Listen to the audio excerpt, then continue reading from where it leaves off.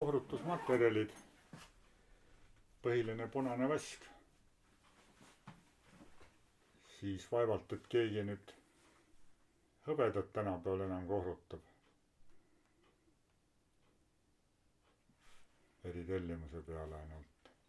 Tombakut annab teha, aga see on jälle niisugune võlts läige, nii et imiteerib kulda ja siis kullast niisugust asjast peaks väga kvaliteetne ja väga korrektne olema.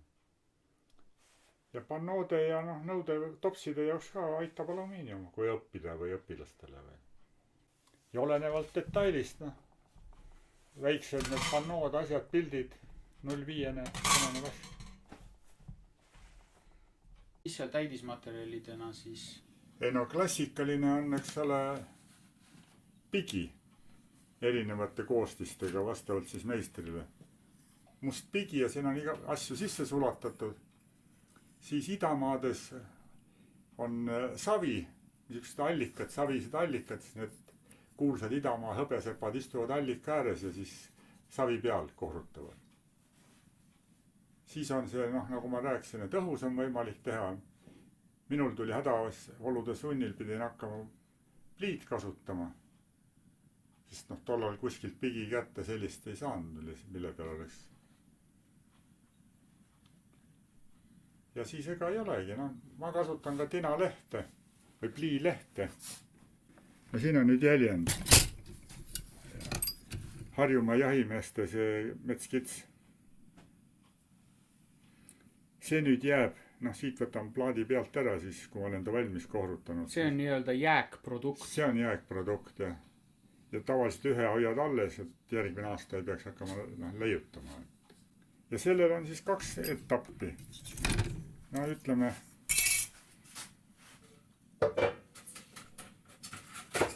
on plekitahvel, lõikame tüki, millest see kits välja tuleb. Siis võtan kätte pliilehte, panen ta siia peale, märgin ära, nurgad lõikan maha. Tekib selline ebakorrapärane risttülik, lõigatud nurkale. Nüüd selle pleki panen siia sisse, tüki, ja servad keeran peale. Ja siis ei teki omavahelist nihkumist, jah? Jaa, et ta oleks paigas. Ja siis panen, pleki tükk sinna, kupeerin peale selle kitse näo ja taon üles, või taon ära selle kontuuri, kõik. Peene selle joonpundsliga kontuuri. Siis võtan lahti, koputan seest poolt väikse vasaraga või selle, koputan need kohad kõrgemaks, mis on vaja, kael, nägu. Siis joonpundsliga kergitan natuke kõrva, seda sarve alumist. Ja siis võtan kätte, selle pleki servad keeran püsti ja valan sinna plii sisse, nii nagu siin on näha. Ja servad peavad nii kõrged olema, et saab peale keerata, et ta ei nihkuks ega ei kerkiks üles. Ja siis läheb juba peente konslitega viimistlus. Sarve konarused, otsaesise tukk, nägu, silmad, kõrv.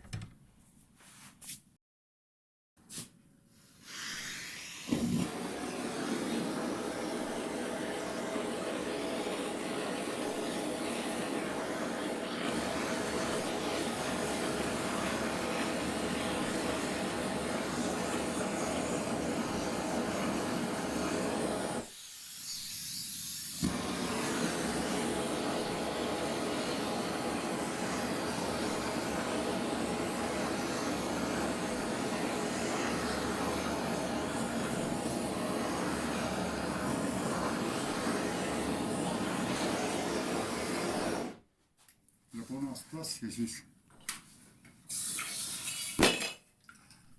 vette.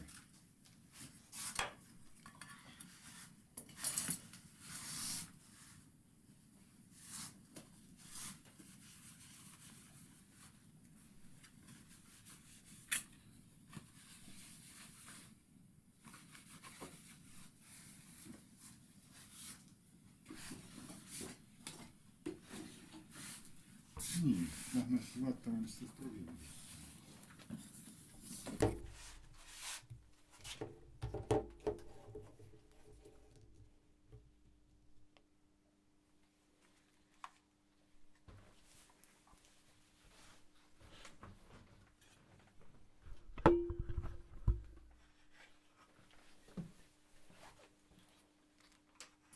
oleks lihtsam tsentreerida, siis teeme märke Hitleriga või nihkaliibriga joone peale. Muidu otsisin täies kohta. Kärnpukk paika.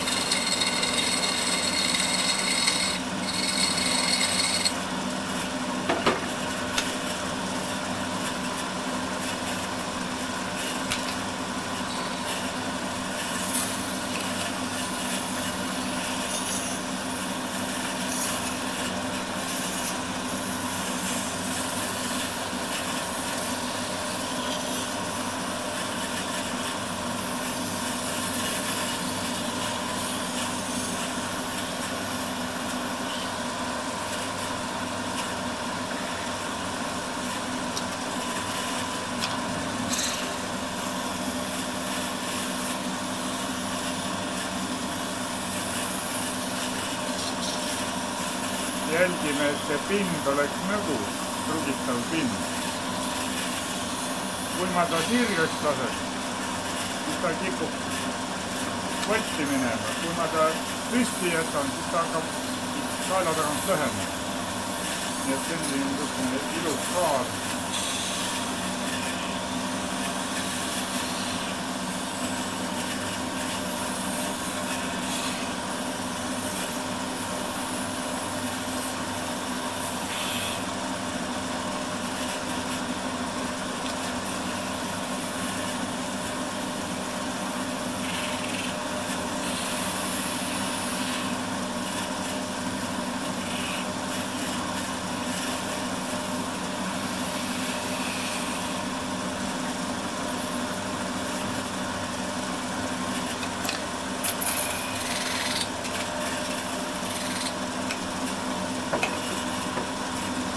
Püsti lõikame kõrguse parajaks.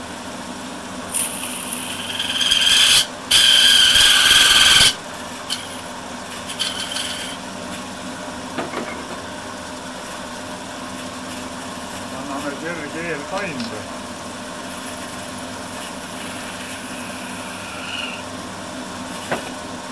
Ja nüüd saab siis rulliga kallale minna.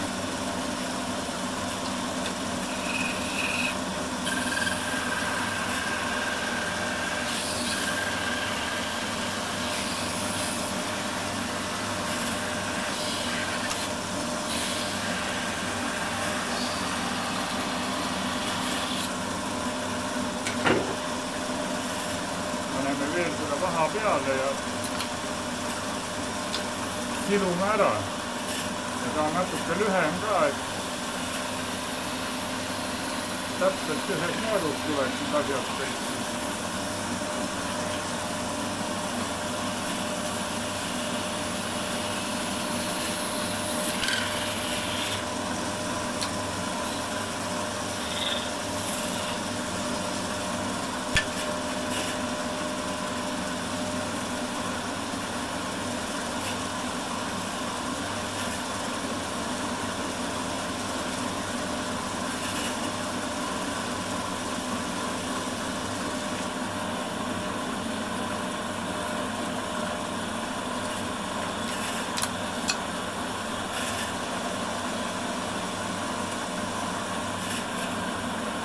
Põhi natuke nõgusaks, kapp püsib paremini laua peal.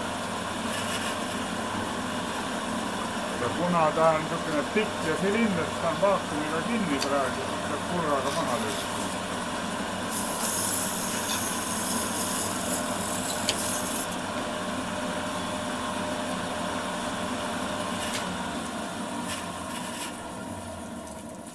Nii see käibki.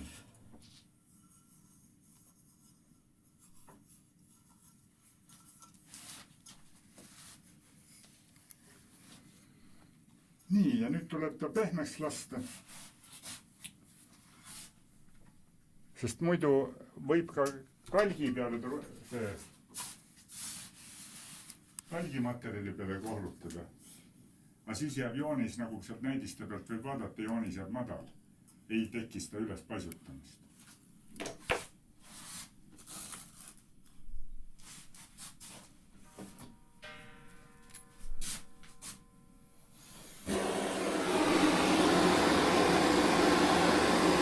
Pole isegi punaseks vaja lasta.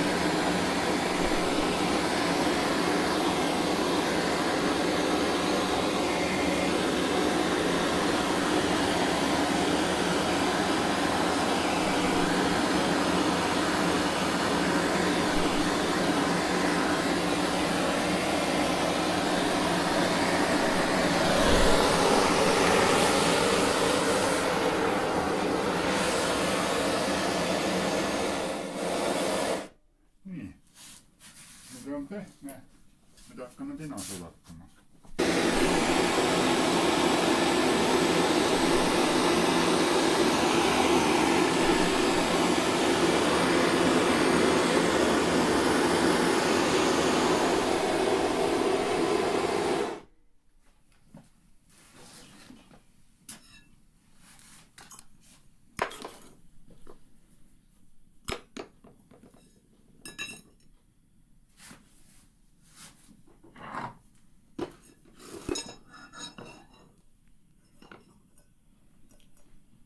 Punni paneme selle pärast sisse, et tina vähem kuluks ja kergem oleks ja pärast on ka muidugi parem välja sulata. Ega midagi ei olegi muud.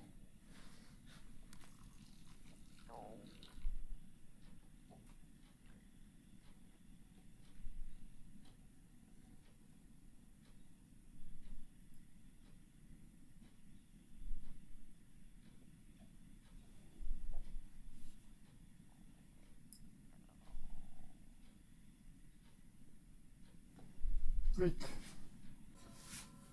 Nüüd siis jääb ta jahtuma. Esialgu liigutada ei saa enne, kui tina ära taheneb. Siis saab teda kas õueni ja alasi peale või siis vette kasta.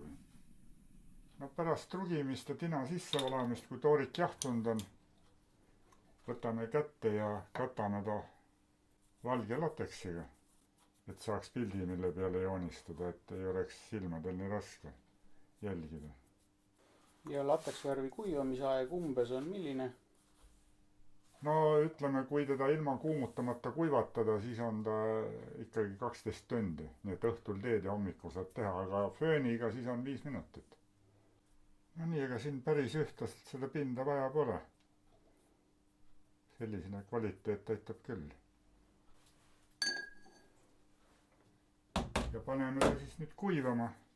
Kui on kiire, siis võib kuumahufööniga ta ära kuivatada. Kui kiire ei ole, siis las ta seisab nii kuni ta ise ära kuivab. Nüüd on see värv kuivanud. Ringi muidu peale teha ei saa korrektselt, siis on ettevalmistatud sablon, millega siis saab ring peale. Samuti ma saan ringi keskkoha ilusti ära märkida, et ma ei pea otsima kuskilt. See peaks nüüd kujutama mingil määral meistrimärki, mida oma toodetele kasutan. Ja siis läheb töö lahti, kõigepealt joonponsel, millega siis saab kontuurid sisse aetud.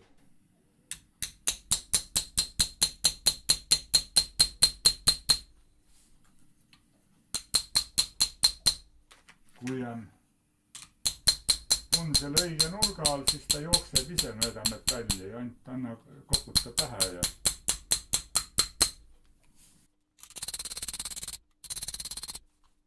see annab natuke harjutamist, et näpu pihta ei löö, sest siin ei ole võimalust seda punsli ja vasara asendit korrigeerida, see peab iseenesest tulema. Sest jälgid ju kera jooksmist ja joonist.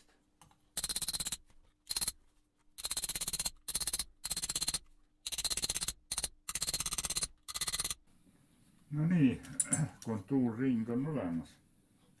Nüüd vaatame järgmise torni sama joonpunsal ainult lühem, et see neid kaarjaid pindu või neid jooni saaks lüüa.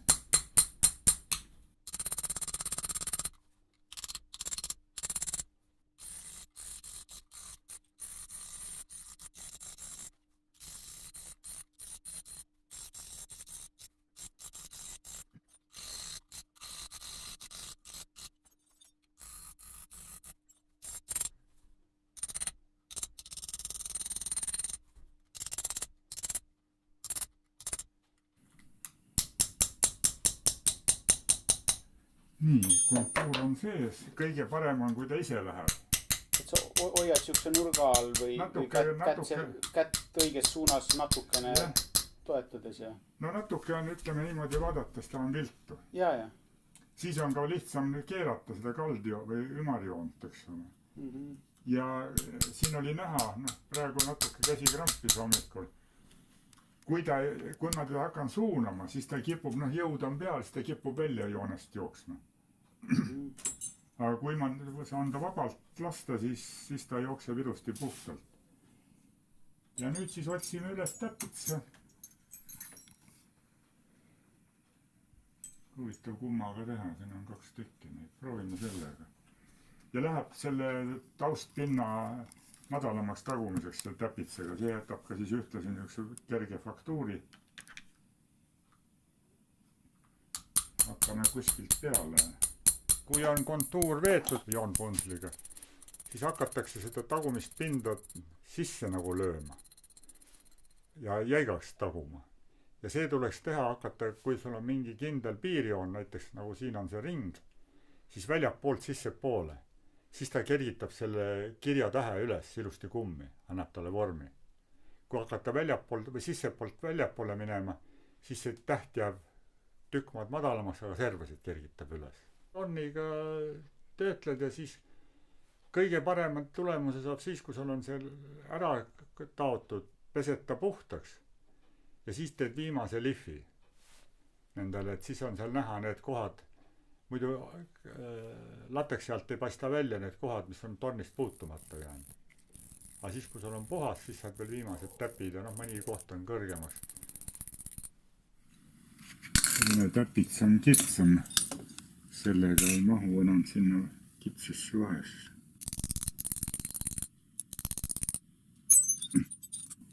Natuke joont korrigeerida sinna. Ei ole päris see, mis tarana teha.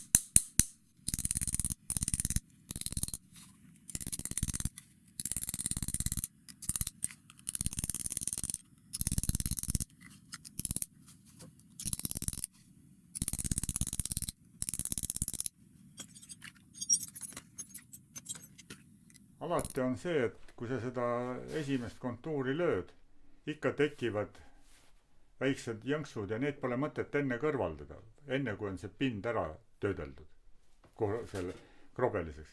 Ja siis joonpunsliga, väiksega muidugi või suurega, siis pool kaldu punsliga liigud mööda joont ümber ringi ja siis tasandad ära need väiksed jõnksud, mis on jäänud ja need, et pilt jääks korrektne. Pehme pronksharjaga üle.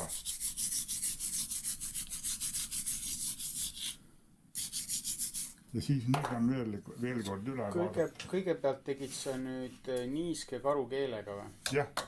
No võib lapp olla, võib karukeel olla lihtsalt, et see karukeel on natuke mõnusam, sest see lateks on kaua peal püsinud, siis ta tuleb raskelt ära. Ja siis oli pronkshari. Pronksharjaga, jah. Sest karukeelega ei saa uudestest ja joontest seda lateksit välja, kui ta märg on, siis selle pronksharjaga tuleb veel ära.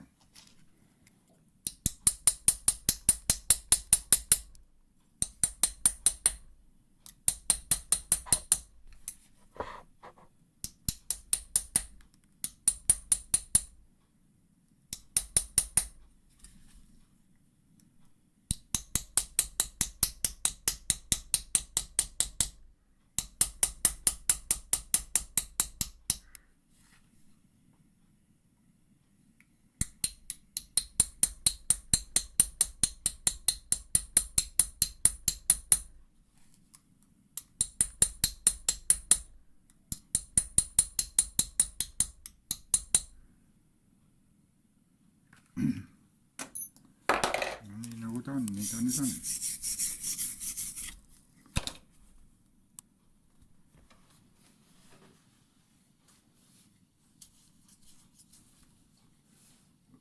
Nüüd siis, kui rohkem siia peale ei tule midagi, siis tuleb ta võtta ja tina välja valada, sulatada välja valada ja siis saab seestpoolt töödelda. Kas siis tinatada või siis happesest puhtaks või vastavalt vajadusele. Sinne kulbi paika.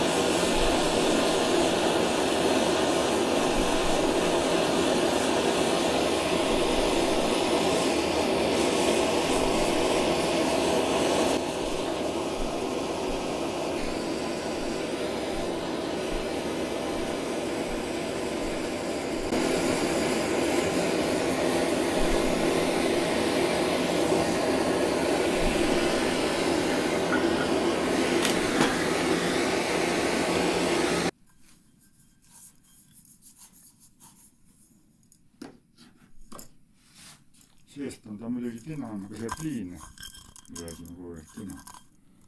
See saab harjara lahti vaaditsema.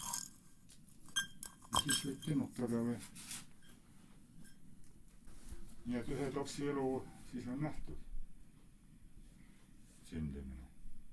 Kui ta jääb sulgede ja pliiatsi otste topsiks, siis muidugi pole tinatada vaja, siis on ainult seest puhtaks ja kõik, aga kui ta nüüd läheb, ütleme niimoodi, tarbetopkaks või mingisugusest suveniiriks, et millest vahest või ka sampust juuaks, siis on seest vaja ära tinatada.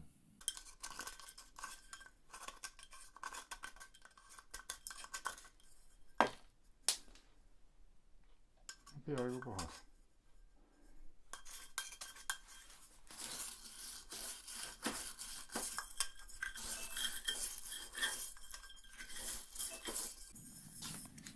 Nüüd võiks tinatada juba. Ma võtan topsi kõigepealt sellele teen rakise ümber, millega tangidega võib käsikruust neid hoida. Ja. Siis võtan inglistina, lõikan väiksed tükid, ajan selle kuumaks, töötlen happega pinna ära kuumalt. Siis ta võtab puhtaks, pistan need tükid siia sisse, tinatükid. Ajan kuumaks, sulaks ja ta ise keerutan siis niimoodi ringi. Ja takutuustiga siis nühin laiali kõik, et ilusti kaetan. Ja üleliigse vean takutuustiga välja ja siis ajan korraks kuumaks, tilk hapet sisse. Happe aurudega siis läheb pinna ilusaks.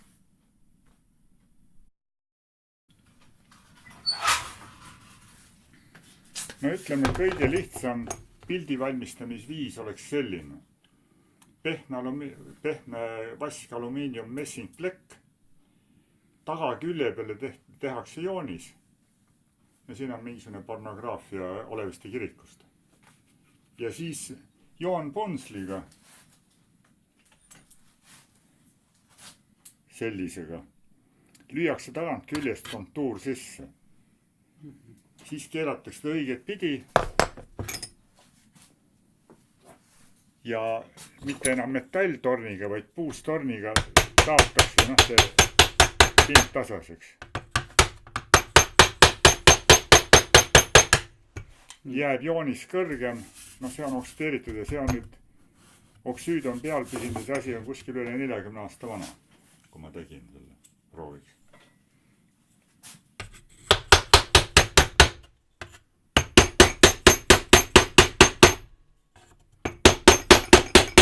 Ja miks puutorniga? Puutorn ei venita pleki välja. Sest muidu on niimoodi, et puidu peal või see on isegi õigem on veel mingisuguse kõvema plaadi peal, bakeliit või see klaasplaat või see kiudklaasplaat, selle peal siis siluda. Ja siis need servad, jooneservad ära ja siis ülejäänud pind silutakse silumisrauaga. Poleeritud pind, et ta kriipse ei jäta. Plekid tõmbad ka käega või kaltsuga üle. Ja sellega annab siis ühelt poolt, teiselt poolt keerates annab selle siledaks voltida. Näitame siin ühe väikse medise peal.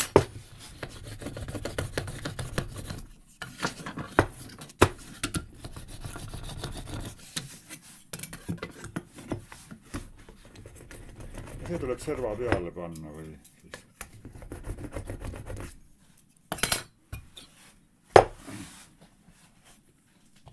Sest neid puuklotse on palju vaja kasutada. Kui tehakse niisugused reljeefseid asju, pannoosid, seinapilte. See on nüüd niimoodi, et ei ole mingit pigi, ei ole mingit pliid. Vaid lihtsalt õhus on võetud kätte, hakatud tagantpoolt on löödud kõigepealt puuklotsiga voltid selle sisse siia. Silmakohad venitad välja puuklotsiga ja nina, natuke suud ka ja siis paned õiget pidi. Vot sama nagu ma näitasin eelmisel, need servad taod maha. Need on samamoodi tehtud.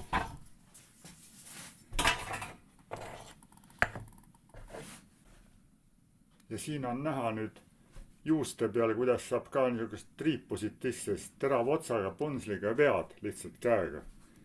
Soonet sisse tagant küljest ja siis jääb päris ilus mulje. Ja see on kõik õhus löödud ilma mingis alust pinnata, ilma pigivannita. Sest pigivann on niisugune klassika. Need on jah niimoodi õhus löödud. Ühelt poolt, teiselt poolt. Kasutatud on puhrutusvasara kumereid pindasid, nagu suu löödaks ole enne välja punnis, siis lööd selle huulte vahe sisse. Juuksid siin, see neegri kräsu on näidatud ju, või see on ainult haamripinniga löödud. Haamrid on oma valmistatud, nagu näha on ka, et see varreosa putk on pikem kui tavaliselt. Tavaliselt on nad kandilised nagu ja siis hakkab vars loksuma. Minule ei meeldi, kui vasara vars loksub. Mul on need kõik on tehtud ju niimoodi pikendatud.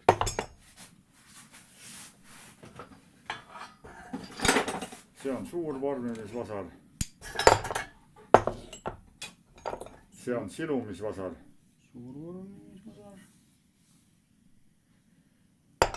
Ja see on silumisvasar.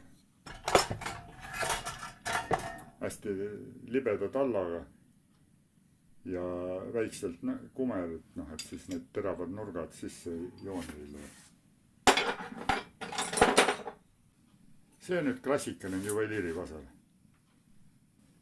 Ja on vaja ka sellist kirkalaadset. Eritöö oli. Ühed rosetid olid tarvis, mis vasaraga vormida ja siis tuli teha. Ja vasara valmistamiseks oled sa kasutanud mida? Põhiliselt U-terast, nõukogudeaegse selle markeeringuga. U8, U9. aga mõned on ka muidugi tehtud, need juveliirivasarad on tolleaegsest sellest HVG-st. Ideaalne materjal, lollikindel. Tornide jaoks ideaalne materjal on vanad autotraktori klapid, mootori klapid. Ja üks asi on see, et ega kui punase vasega tegelda ja plii peal taguda niisuguse mustreid ja eriti see, mis me näitasin see joonega, ei pea olema teras. See võib tavaline raudpulk olla käia peal või viiliga ots teravaks ja aga mul on siin sellepärast, et mul on vaja olnud ka alpakat kohrutada ja et mida kõvemat asja teed, seda kõvem peab ka olema tööriist. No oleneb, kui palju sa teed ka. Sest no kui sul on üks kord vaja, kaks kord vaja, siis kui sa oled proff, eks ole, sul on seda alati vaja, see on mõte teha korralik. Ja ülevalt need otsad on tehtud kumerad, et kui nagu ma enne näitasin, et kui sa kohrutad, ta ise edasi läheb. Muidu kui ta tegelikult sa joonistad nagu haamrilöögiga, et mis nurga all sa haamriga puudutad teda. Ja ta ise lohiseb. Sirgelt, eks ole. Näed, hakkab kohe minema. Ma käega ei lükka, hoian ainult püsti. Need on nüüd kohrutustornid ja põhiliselt on joontornid ja täpitsad. Ma panin spetsiaalselt välja siia neid. See karikas. Siin on vaja läinud ainult 2-3 torni. Kõigepealt joonpunsel, kontuurid sisse löödud. Eks ole. Siis läks natuke suurem täpits. See pind kalgisse taha, maha. Ja siis tuli see lehtede vormimiseks on selline.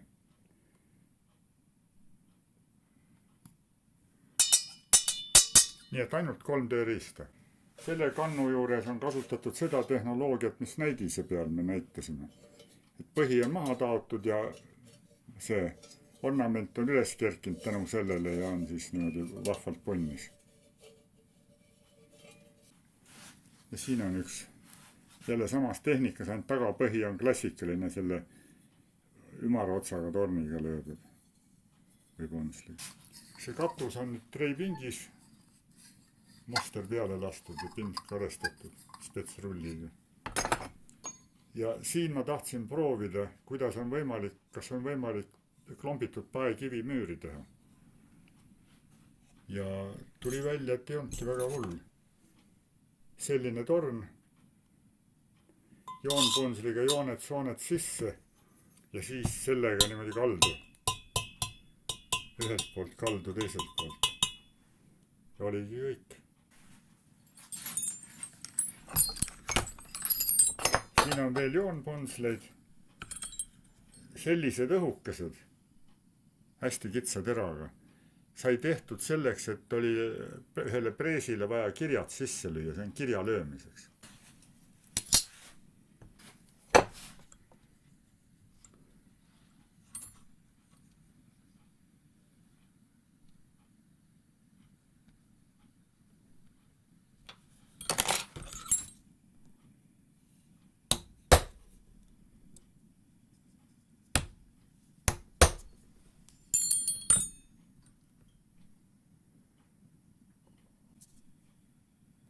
Ma ise ei näe küll lõpuks.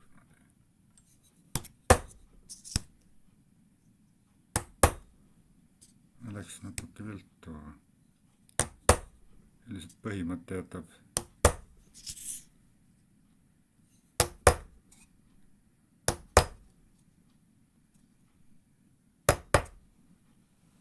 Niimoodi saab terve teksti, kui üles joonistada neid torne erinevaid. Pikkuses tähendab. Samuti need on siin kõik tornid. Võime näidata, mis ring, täpp, suur täpp ja kõige suurem täpp mul on selline. seda praegu siia alumiiniumi peale lüüa ei saa. Siis on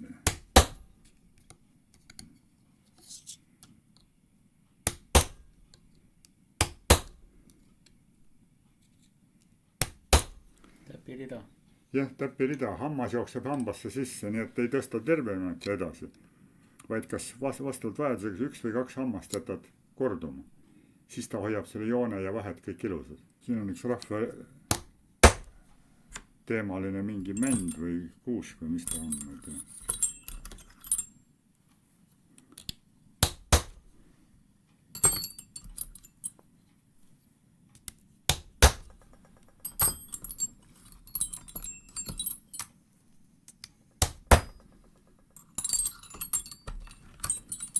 Kõige minu lemmikum motiiv.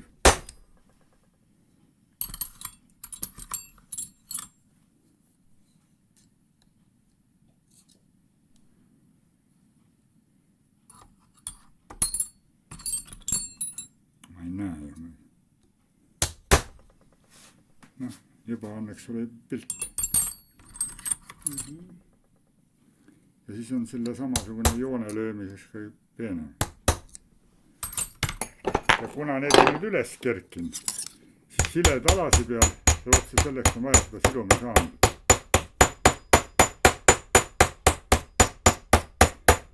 Löök on niisugune külje peale lohisev nagu.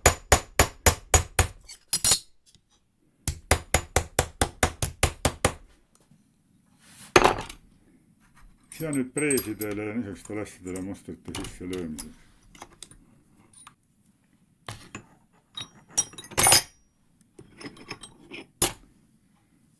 Selline kõvertorn on selle jaoks, et kui sul on joon viltu läinud või mitte isegi viltu, sa ju kogu aeg tehes korrigeerid seda, siis sellisega saab seda tagasi lüüa. See on siin vastus ja päris tugevalt saab tagasi lüüa. Näiteks kui tagurpidi hästi teravat kontrastiset joont vaja, siis sellistega lüüaks. See on silu ja siin on niisugune laiem joonpon seal, sest niisugust peenikest joont suure asja peale ei kasuta. Ma kõiki välja ei tõstnud kapist. See on nüüd, ütleme, see 2 karbitäit on üks veerand nendest tornidest. Need on nii palju elu jooksul kogunenud. Ma võin lugeda üles ühe Mastixi ehk kohrutuspigi retsepti. Näiteks hõbenõusid ei saa kohrutada tinaga, sest see võib liiga, see reageerib. Ja võib väga õnnetult lõppeda asi. Üks väike tera jääb sisse, sealt sulab augu sisse, tekib tina või plii ja hõbeda sulam. Ja see sulatab augu sisse, nii et see on Mastix ehk kohrutuspigi. Savinõus sulatan 3 osa pigi, lisan 2 osa peent tellise tolmu või kipsi, vajadusel natuke talki. Heale Mastixile jääb haamrilöögi puhul ümara pinni kerge jälg, kuid ei mõrasid ei teki. Talk teeb plastilisemaks, tellise jahu või kips kõvemaks. Ja üldiselt väga oma kogemustest ütlen, et väga ettevaatlik peab selle lisanditega olema. Sest kui seal õhku sees on, siis kipub vahutama see pigi minema ja siis keeb üle ääre. Nii et ongi just savinõus, et siis parasjagu niimoodi. Vedelt on selle sisse saad. Võib värvimulda võib sisse panna. Mul omal on pigi on parasjagu niimoodi, et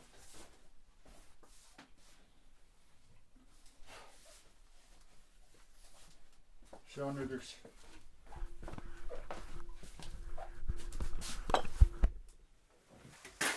kohrutusalus. Pisikest asja tegemist, siin on mingi pilt peal näha, see on. Ta on veel saksakeelne nimi, vist oli Schrappkugel. Nii et kera mingi. Ja ta on siis selle koti peal, sa saad teda kallutada igat pidi, eks ole. Ja see on nüüd, näha on, et ei ole päris kvaliteetne, sest boorid on sees. Aga asja andis ära teha. Nii et on võimalus, 2 võimalust. Üks asi on see, et ajad selle terve pinna tulega soojaks ja paned oma selle pleki siia peale. Hangub ära siis saad. Või siis paned, kui alus on ilus sile, siis pole soojendada vaja, siis ajad pleki kuumaks, vajutad sisse.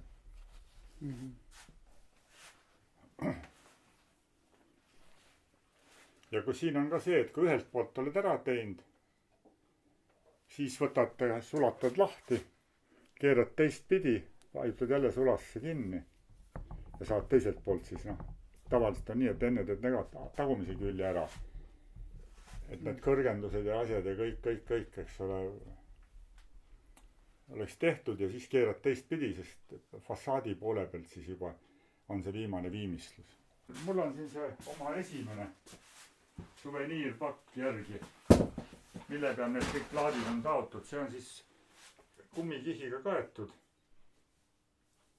See on 2 nahatükki kokku õmmeldud, siis on kuiv liiv sisse pandud. Sellepärast, et muude aluste peal ei saa, rikub pinna ära, sest punane vask on ju õrn. Ja eriti kui veel teha seda tehnoloogiat, seda paisutustehnoloogiat, siis kui on midagi kõvem tükk või midagi juhtub alla, siis rikub pinna hoopis ära. Ja ta muidugi püsib paremini peas. Ja see on käsitsi endal õmmeldud kokku selle kingsepa pistega. Siis on servast liiv sisse puistatud ja tänapäeva liivadega puhul, või selle liimide puhul võib ka nii, et õmbled masinaga valmis ja siis teed augu sisse, topid sealt liiva sisse ja siis liimid pärast nahatüki peale alumisele poolele. Ta püsib päris hästi paigal, sest ta annab, kui parasjagu liiva sees on, siis ta annab ennast mõlki ajada või et nendel oleks võinud ka puualus olla, niisugune spetsiaalne kanal. Ütleme, kui masttööd teha, siis olekski mõtet niisugune puust renn teha, kus ta sees istub, nahaga see ära vooderdada, siis ta püsiks paremini paigal.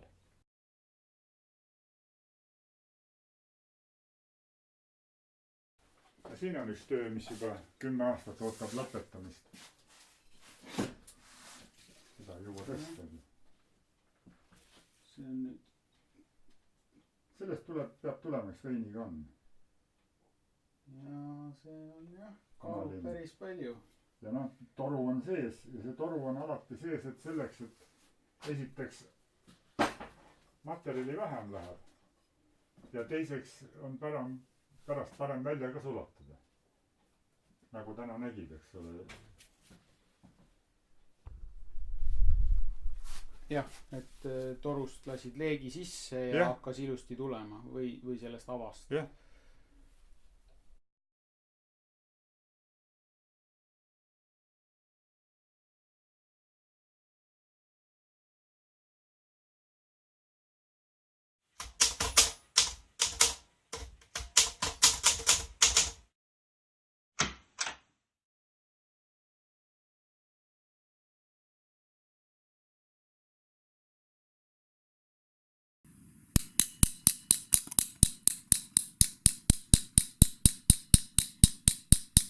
Ja nii ta käib.